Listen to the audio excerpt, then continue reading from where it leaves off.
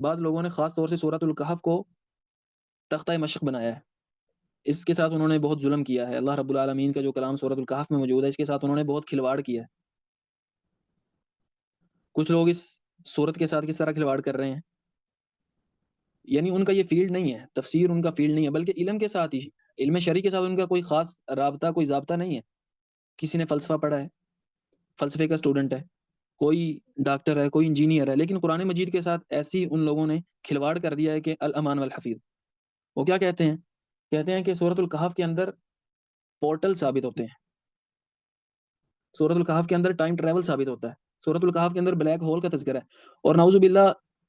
یعنی ساتھ یہ بات کہتے ہیں کہ ان چیزوں پہ ایمان لانا ضروری ہے، جو ان چیزوں کو نہیں مانتا اس کا ایمان ناقص ہے۔ اللہ المستعان۔ صحابہ کرام نے یہ نہیں سمجھا،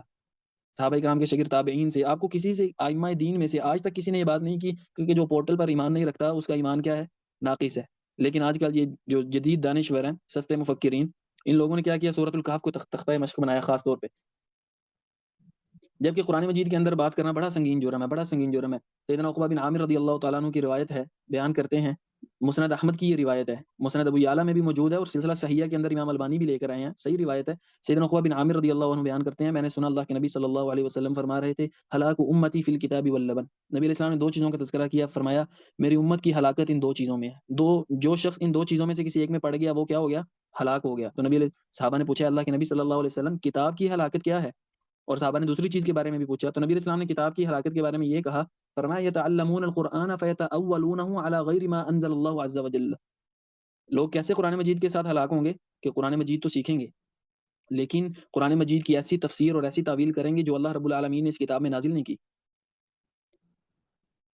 تو یہ ایسا جرم ہے جو انسان کو ہلاکت کی طرف لے جاتا ہے، کتاب اللہ میں ایسی بات کرنا جو اللہ رب العالمین کی منشا نہیں ہے، جو اللہ کی مقصود ہی نہیں ہے، جو جمہور مفسرین نے جو بیان ہی نہیں کیا، یعنی 1400 سال گزر گئے ہیں اور کسی مفسر نے اس چیز کی طرف اشارہ تک نہیں کیا کہ اس کے اندر کیا موجود ہے، پورٹلز موجود ہیں۔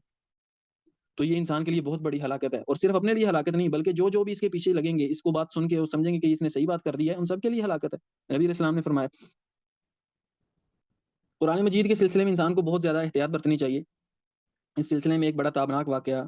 امام اجری رحمہ اللہ نے اپنی کتاب الشریعہ کے اندر بیان کیا، بیان کرتے ہیں کہ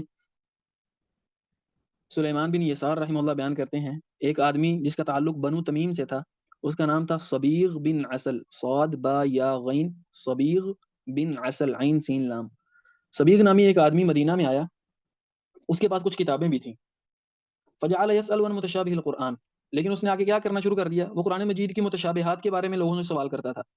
سیدنا عمر رضی اللہ تعالیٰ عنہ کو جب یہ خبر پہنچی کہ ایک شخص آیا ہے، کچھ کتابیں ساتھ لے کے آیا ہے، اور آگے کام کیا کر رہا ہے؟ کتاب اللہ کے اندر تشکیک پیدا کرنا چاہتا ہے، اور وہ لوگوں سے متشابہات کے بارے میں سوال کرتا ہے، تو سیدنا عمر رضی اللہ تعالیٰ عنہ نے اس کی طرف پیغام بھیجا کہ اس کو میرے پاس لے کے آؤ۔ راوی کہتے ہیں وقد اعد له عراجین النخل، سیدنا عمر نے پیغام بھیجا اور ساتھ ہی کھجور کا جو درخت ہے اس کی کچھ ٹہنیاں اپنے پاس منگوا کے رکھ لیں کہ آج میں اس کا علاج کروں گا۔ کتاب اللہ کے ساتھ کھلواڑ۔ کہتے ہیں جب وہ شخص سیدنا عمر رضی اللہ تعالیٰ عنہ کی مجلس میں حاضر ہوا اور آ کے بیٹھا تو سیدنا عمر نے پوچھا کون ہو تم؟ وہ کہنے لگا انا عبد اللہ صبیغ، میں اللہ کا بندہ صبیغ ہوں۔ سیدنا عمر رضی اللہ تعالیٰ عنہ کھڑے ہوئے اور کہا انا عبد اللہ عمر، میں اللہ کا بندہ عمر ہوں، اور سیدنا عمر رضی اللہ تعالیٰ عنہ اس پر پل پڑے اور اس کو اتنا مارا کہ اس کا امامہ زمین پہ گر گیا، اور روایتوں میں آتا ہے فجعل الدم یسیل علی وجهه، اس کا خون جو ہے نا سر سے نکل کے اس کے چہرے پہ آ رہا تھا، اتنی اس کی درگت بنائی۔ تو پھر وہ کیا کہنے لگا حسبک یا امیر المؤمنین، امیر المؤمنین بہت ہو گیا، کافی ہے، فقد واللہ ذهب الذی كنت اجد فی رأسی، میرے سر میں جو مرض تھا وہ چلا گیا۔ تو یہ مرض ہے، ان لوگوں کے ساتھ ایسا علاج ہونا چاہیے۔ کاش کہ اللہ رب العالمین سیدنا عمر جیسا کوئی حاکم ایسا آئے کہ جو قرآن مجید کے ساتھ کھلواڑ کرنے والوں کے ساتھ ایسا انجام کریں۔ وہ بعض روایات میں آتا ہے، جیسا کہ شریعہ نامی کتاب جو میں نے بیان کیا، امام اجوری رحمہ اللہ کی ہی کتاب ہے، اس کے اندر ایک دوسری روایت ہے، اس کے اندر یعنی اضافہ ہے اس بات کا کہ جب سیدنا عمر رضی اللہ تعالیٰ عنہ نے اس کو یہ سبق سکھا دیا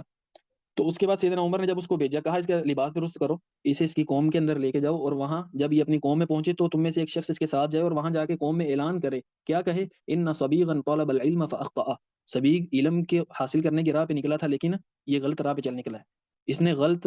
ڈگر اپنا لیا ہے، یہ غلط راستے پہ چل نکلا ہے۔ فلم یزل وضیعا فی قومہ، پھر راوی کہتے ہیں اس واقعہ کے بعد جب وہاں جا کے اس کی قوم میں یہ اعلان بھی کر دیا گیا کہ یہ غلط طریقے پہ چل نکلا تھا، تو سیدنا عمر کا واقعہ جب وہاں پہ بیان ہو گیا، کہتے ہیں یہ شخص جو صبیغ جس کا نام تھا، یہ اپنی قوم میں مرتے دم تک پھر ذلیل رہ کے اس نے زندگی گزاری ہے، حالانکہ اس سے پہلے وکان سید قومہ، اس سے پہلے یہ اپنی قوم کا سردار ہوا کرتا تھا۔ سرداروں میں سے ایک تھا، لیکن سیدنا عمر رضی اللہ تعالیٰ عنہ نے ایسی عبرت بنائی اور ساتھ اعلان کروا دیا کہ اس نے غلط طریقہ اپنا لیا، قرآن مجید کے ساتھ اس نے غلط رویہ اپنا لیا۔ علامہ حمود التوجری رحمہ اللہ اپنی کتاب ایضاح المحجہ میں بیان کرتے ہیں، یہ واقعہ بیان کرنے کے بعد کہتے ہیں غور کریں، سیدنا عمر رضی اللہ تعالیٰ عنہ نے ایسے شخص کے ساتھ اس کا یہ حشر نشر کیا ہے جو صرف متشابہات کے بارے میں سوال کرتا ہے، تو آپ کا کیا خیال ہے اگر سیدنا عمر رضی اللہ تعالیٰ عنہ ایسے شخص کو دیکھ لیتے جو قرآن مجید کی ایسی تفسیر کرتا ہے بغیر علم کے، تو اس کا کیا حال کرتے؟ اللہ اکبر۔ تو انسان کو تفسیر کے اندر بغیر علم کے بات کرنے سے اپنے دامن کو بچا کے رکھنا چاہیے، کیونکہ یہ بڑا کٹھن، بہت بڑا گناہ ہے، جیسا کہ یہ پہلے بیان ہو چکا ہے۔ امام شعبی رحمہ اللہ وہ امام سدی رحمہ اللہ کے پاس سے گزرے، حالانکہ سدی رحمہ اللہ تفسیر کے اندر ان کا ایک مقام ہے،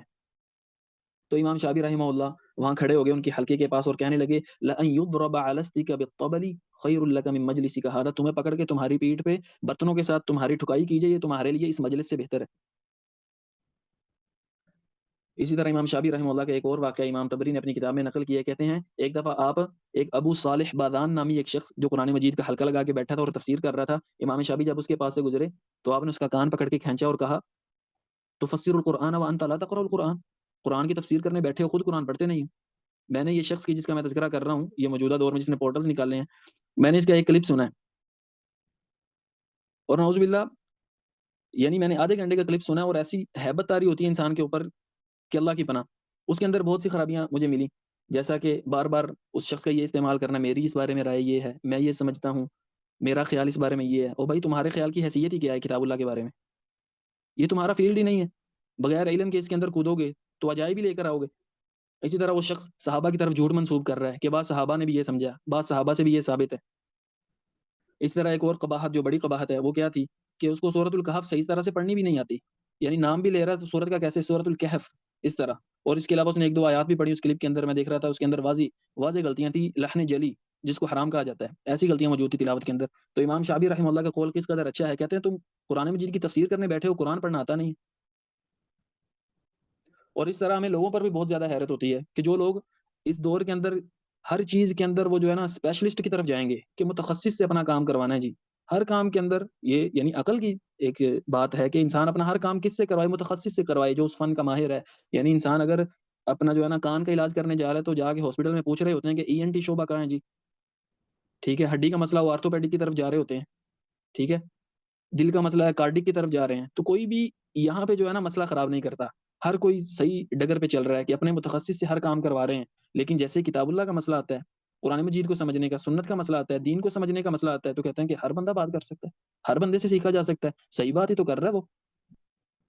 اللہ اکبر۔ آپ نے کبھی دیکھا ہے کہ کوئی والدین وہ اپنی اولاد کو ان کو آپریشن کی ضرورت پیش آئے اور وہ لے جائیں پینچر والے کے پاس کہ جی یہ پینچر والا بڑا اچھا کھولتا ہے جی، یہ بند بڑے اچھی طرح سے کر لیتا ہے، بڑا جلدی کام کر دے گا، سستا بھی کام کر دے گا اور نئے طریقے سے کرے گا۔ کبھی کوئی لے کے گیا اپنی اولاد کو پینچر والے کے پاس کہ جی اس کا آپریشن کرنا ہے؟ نہیں۔ لیکن دین کے معاملے میں ہم پینچروں والے کے پاس جاتے ہیں، دین کے معاملے میں دین کو ہم نے ہلکا لے لیا، ہلکا سمجھ لیا۔ اللہ المستعان۔ اللہ رب العالمین فرماتے ہیں فمن اظلم ممن کذب علی اللہ، اس سے بڑا ظالم کون ہے جس نے اللہ پہ جھوٹ باندھ دیا، کہ اللہ کی اس آیت میں مراد یہ ہے، امت میں سے کوئی یہ بات نہیں کرتا۔ تو لوگوں پہ بھی ہمیں حیرت ہے کہ ہر معاملے میں متخصص کے پاس جائیں گے، لیکن دین کے معاملے میں ان کی عقل واللہ عالم کہاں چلی جاتی ہے۔ دین کے معاملے میں کہیں گے کہ ہر بندہ بات کرے، ہر شخص سے بات سننی ہے، اور اس کی بات زیادہ سننی ہے جو دین کے اندر نئی بات کرے گا۔ جبکہ پہلے دور میں کیا تھا، امام شعبہ رحمہ اللہ فرماتے ہیں خذ العلم من المشتہرین، علم ان سے لو جو علم کے اندر مشہور ہیں، جن کا تعلق علم کے ساتھ ہے، علم کے ساتھ ان کی نسبت مشہور ہے، علم کے ساتھ ان کی وابستگی ہے، علم ان سے لو۔ امام عبد الرحمن بن یزید بن جابر کہتے ہیں لا یؤخذ العلم الا عمن شہد له بطلب الحدیث، علم اس سے لیا جائے گا جو طلب حدیث کے اندر معروف ہے، جو علم سیکھنے کے اندر آیا ہی نہیں ہے، اس کے بارے میں یہ معروف ہی نہیں ہے اس کے اساتذہ کون ہے، کبھی اس فن میں بیٹھا بھی ہے یا نہیں بیٹھا، علماء کے ساتھ اس کی مجالست ہے بھی یا نہیں ہے، بس فلسفے کا علم حاصل کیا اور اس کے بعد آگے کتاب اللہ کو اپنا تختہ مشق بنا لیا۔ خارجہ بن زید بن ثابت رحمہ اللہ فرماتے ہیں خذ العلم عمن العلم بیشکہ، علم اس سے لو جس کا پیشہ علم ہو، اس کا مطلب یہ ہے علم اس سے لو جس کا اوڑھنا بچھونا ہی علم ہے۔ اس طرح پہلے زمانوں میں کیا ہوتا تھا، خطیب بغدادی رحمہ اللہ نے یہ سارے آثار اپنی کتاب الکفایہ میں بیان کیے ہیں۔ ابو الزناد رحمہ اللہ بیان کرتے ہیں، کہتے ہیں ادرکت بالمدینہ مئۃ، میں نے مدینہ میں 100 ایسے لوگوں کو دیکھا ہے، ان کے پاس تھوڑا بہت علم تو تھا لیکن لا یؤخذ عنہم العلم، ان سے علم لیا نہیں جاتا تھا۔ کان یقال، کہتے ہیں کہا جاتا تھا لیس هم من اہلہ، یہ علم کے اندر بات کرنے کے اہل نہیں ہے۔ تو آج بھی ہمیں اپنے دین کے معاملے میں حساس ہونا چاہیے اور ایسے لوگوں کے پاس ہی